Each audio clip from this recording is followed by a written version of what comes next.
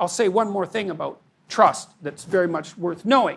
So this is what you learn if you're a clinician.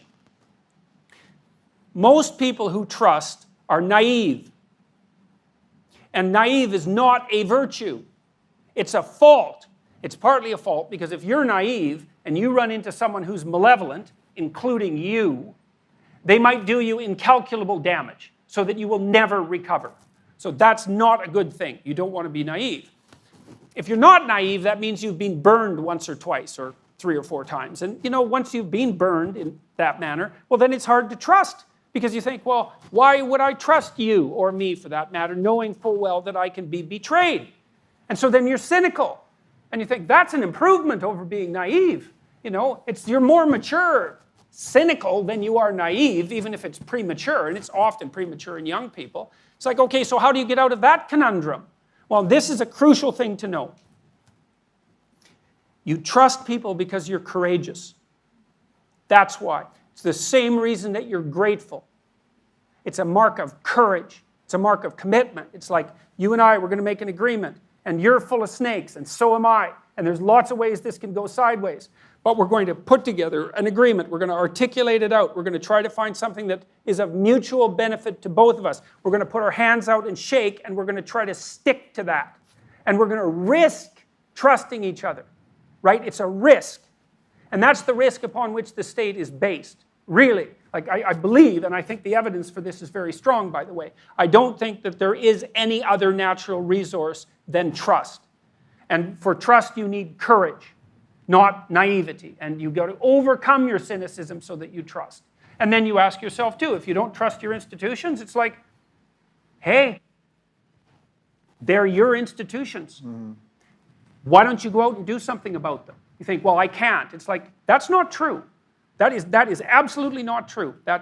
There's nothing vaguely accurate about that in a society like this. Almost all of our democratic institutions are crying out for people to participate. They can't find enough people to do it. And if you participate and you do it diligently and you have your say and you're careful and trustworthy and you speak your mind, you can have way more effect than you think. So if you're cynical about the institutions, it's like look in the mirror. Because those institutions, the corruption of those institutions is a direct reflection of your inability to get your act together.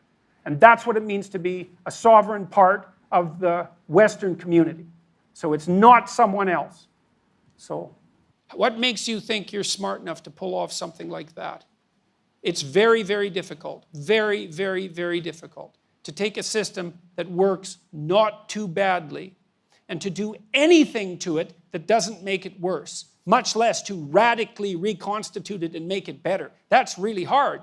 So, if you're upset about your culture, well, maybe you could think of some small ways that are local that you could go out and improve it. I think you should start with yourself.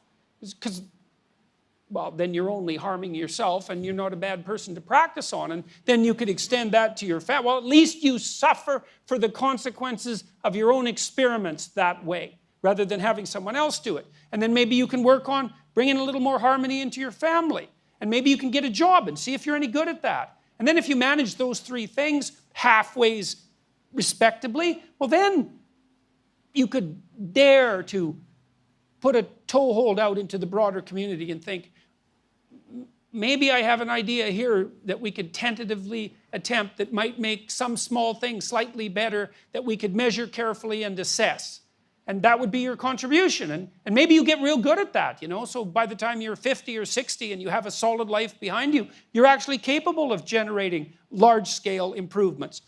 Carefully. It's necessary to separate the wheat from the chaff. One of the things I see with readers who are unsophisticated and intellectually arrogant is they'll read someone great. Maybe they'll read Nietzsche, for example. And they'll find the odd thing that Nietzsche said that grates against their current moral sensibilities, whether they do that in context or out. And then they'll throw away the whole book. It's like, you don't throw away the whole book. It was Nietzsche. You don't throw away the book. He's like 1 in a billion. You read it carefully and you think, well, okay, no to that. But yes to this, and you do the same thing with Dostoevsky, and you do the same thing with Tolstoy. You do the same thing with the great writers of the past that have been passed down to us. You read intelligently. You separate the wheat from the chaff, right? And you gain wisdom that way.